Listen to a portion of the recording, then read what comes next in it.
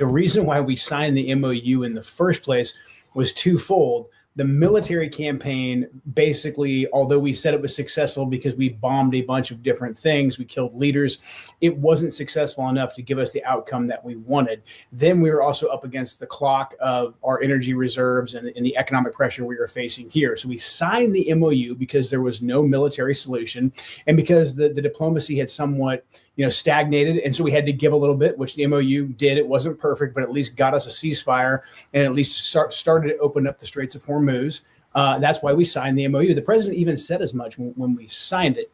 So yesterday, three very significant things happened. There was multiple strikes by the Iranians on different vessels that were transiting the Straits. And now there's a lot of technicalities here. Now, of course, the Iranians shouldn't have been shooting at ships in the Straits of Hormuz. I'm not excusing that. But we should have known all along that the Iranians were going to test the limits of the MOU and they were going to flex their muscles around the Straits of Hormuz. And so we're either going to be comfortable with that, which at the beginning of the signing of the MOU, we basically said that we were, because we wanted to get the straits opened up again because of all the economic pressures that we were under. But yesterday, in response, we very quietly reinstated the sanctions on Iranian oil. So we blocked the waiver that we had on the sanctions that was allowing Iran to export. So they've already basically gotten a month's worth of oil back out into the market. So they're good again. So now they are, we said that we were going to recharge our reserves. Iran recharged their reserves. So we basically tore up the MOU when we put the sanctions back on them. The Iranians saw that loud and clear. And then we went ahead and did these strikes last night. We're saying the really big strikes. Of course, they look dramatic. I'm sure we killed some people. I'm sure we blew some more stuff up. And it seems like we're hitting more of the same targets, although significantly we rules the game here. But I think he's fundamentally not understanding the new rules of the game. And I don't feel like there's enough people around him that are being honest. I think he's just getting basically what we've seen, what the Pentagon does very well. The Pentagon can always provide a president with military options. That's literally their job. But that's where you need more sober advisors to come in and say, like, yes, sir, we can do that. However, it's not going to get you the effects that you want. Yeah. That's the key part there. It's going to produce something of benefit to the country. You talked about, well, I showed, or just before you came on, I showed President Trump saying he thinks that the MOU is over. He thinks that the ceasefire is over. Well, he's not the only one. Here is Moshe Rezai, who is the senior military advisor for the supreme leader, the current one, Moshtaba Khamenei. Here's what he had to say after the strike, i.e., they are still in control. So these 80 strikes did nothing. What is President Trump going to think is going to happen if we have another round tonight? I believe that Trump thinks this will put him in a better position because we can just go smack people around and eventually we apply enough military pressure that they acquiesce to our demands. If I were standing there next to him today, I would say, well, sir, that has yet to work anywhere else except for Venezuela that one time. Venezuela was the exception and not the rule. Every other time that we tried to just apply force, it might end up working out for us in the very, very short term. But in the long run, it always ends up blowing in our face. The president understood all of this at a very fundamental level about how you could just get sucked into these debacles in the Middle East. But I think he's being told, hey, if we hit X amount more Iranian targets, that they're going to acquiesce. The Iranians have proven that they have an incredibly durable drone and ballistic missile production. The people have been very galvanized. Look, the Israelis, like as I pointed out before, were in the driver's seat to get us into this war, and the Israelis being several steps ahead of us by getting us on board of killing the supreme leader. They basically ensured that, number one, most of the moderates, would not have very much say in being able to claim that we should continue to negotiate with the Americans. They wouldn't have very much power, but also that we would really galvanize the Iranian people around the regime. And therefore, it would be really impossible for us to extract ourselves from this. And the Israelis knew that not only would the Iranians then not want to negotiate, the Iranians would double down, but that would make it so that we would have to double down. They knew President Trump's psychology, and basically the psychology of any, I don't think Trump's unique in this, the psychology of any leader, that they don't want to say like, oh yeah, I got my nose bloodied and then I had to leave. So now we're stuck in this cycle. And what I'm afraid is going to happen is that the president is going to have to escalate. He's going to be pressured to actually put boots on the ground. Now, he's probably going to say maybe we do it after the midterms. The Iranians, they've heard him say this publicly. And so the Iranians are going to continue to force his hand so that he has to take military action sooner rather than later. So it happens on their timeline and not his timeline. But the longer that we play this thing out, this is why I keep advocating for, hey, just walk away and cut side deals. Yes, with the Iranians 100% agreeing with you there. Because the whole region's already changed. We might as well just embrace it and cut the best deal that we can according to the new rules with the new order of the Middle East, as opposed to trying to force on this old order. Because if we go and we do some military campaign, heaven forbid, boots on the ground, because I think we would lose quite a few American soldiers, unnecessarily. We're eventually going to get to the point where we grow tired of this and we end up leaving and we end up negotiating with the Iranians anyways. Just like, it took us 20 years to replace the Taliban with the Taliban. We got rid of Saddam Hussein, but then we basically handed Iraq to the Iranians. I mean, this is the history of how we roll in the Middle East. I think we should just cut out the blood and treasure of the middleman right now, get out and cut side deals. Look, if we get out, the Iranians, they're not going to have an incentive for keeping the Straits of Hormuz shut down for very long. Now, They might charge tolls here and there, but you can let all the different oil companies kind of bake that into the cake. And then we can use from afar, we can use the carrot of sanctions relief to say, hey, you guys stop tolling the Straits of Hormuz. We'll lift some sanctions. You guys need that, to ship your oil out. We're pretty much done in the region anyways. We still want to have good relations with everybody. We're going to stop supporting Israel to such a degree. I think that'd be a much more pragmatic way to go. And I think we'll eventually get there. I just don't want it to, cost us multiple decades, more American lives and trillions of dollars. Because I frankly don't think that's sustainable for us. Yeah, and it will fail. There is no practical possibility that the application of force in that regard will do anything except increase the cost of our failure. Listen, I know we're both kind of limited on time here. One of the really important things I wanted to ask you about here, you mentioned you had a front row seat to a lot of this when you were still in government.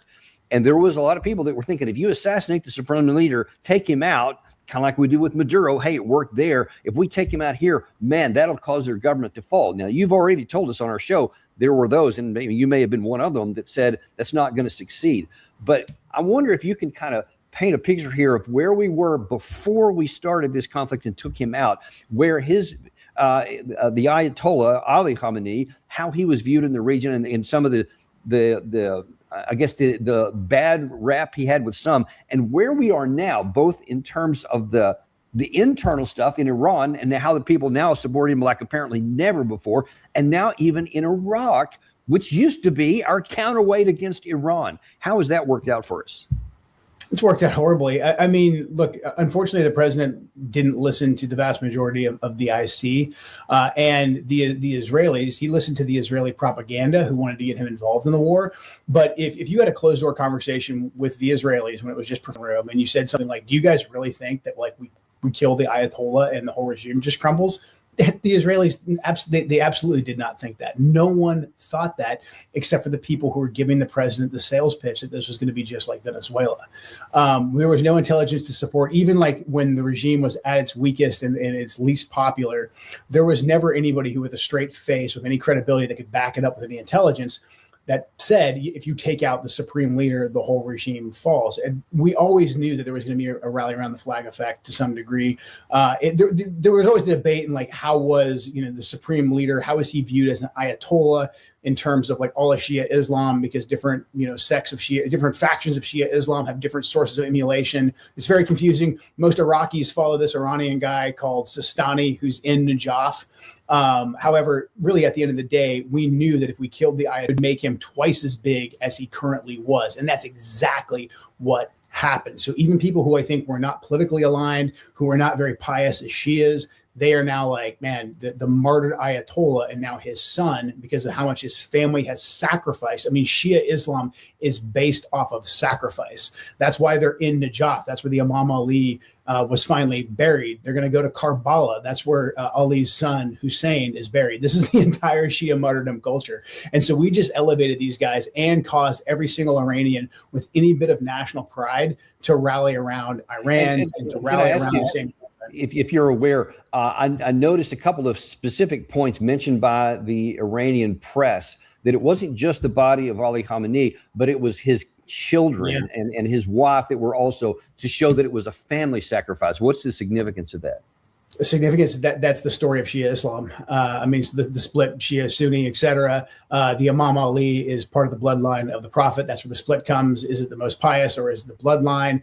These eventually ended up killing the remaining survivors of the Imam Hussein, the original, the fourth caliph, but who was part of the Prophet Muhammad's family. Ended up killing him. His final resting place is in Najaf.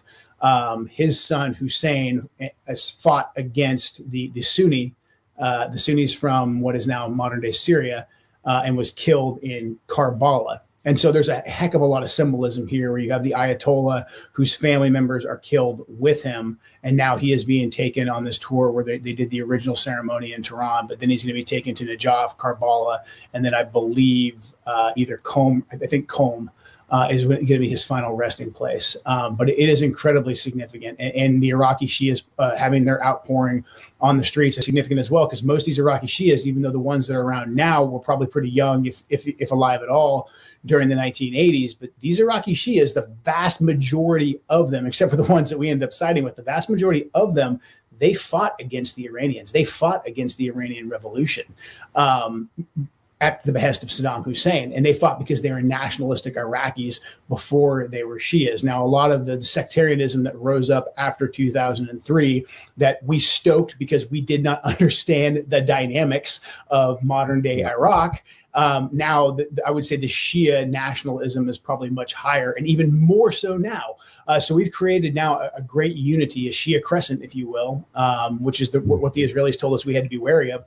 We've strengthened that Shia crescent more than almost anything could. Fed it with fuel. Listen, I mean, sorry, we only have about 2 minutes left. If you could, based on all that and based on this huge swell of support in Shia Islam now crossing the border with Iran and spreading elsewhere, what impact is that going to have with President Trump's hope that whatever he's going to do tonight militarily is going to cause the Iranian side to submit and come back to the table? What do you think is going to happen if President Trump goes through with his strike here? Where does that leave us? I think the dispute within Iran will be, do we hit them back right now and hit them back really hard to get them sucked in right now on our terms, on the Iranian terms? Or do we just endure and kind of humiliate the Americans and show that no matter how much they strike, no matter how many crazy fireballs they put up in the sky, that they can continue to do pinprick strikes and to choke off the Straits of Hormuz with very little sober talk of hey, but what do those military options, where do they leave us? What are the second and third order effects? And then how do we actually even get out of this thing? And I still, he just fails to, either understand or he fails to be briefed accurately on where the Iranians are right now. We can say all day long that we won. They feel like they are winning and they can back that up by their control of the Straits of Hormuz. Yeah. I mean, listen, here's the bottom line. I don't care what obtained control of the SOH, which they have since the outset, and that is your bottom line. Thank you so much for coming on today and providing this incredible illumination. We really appreciate it. Thank you so much, Joe. Absolutely. Great to see you.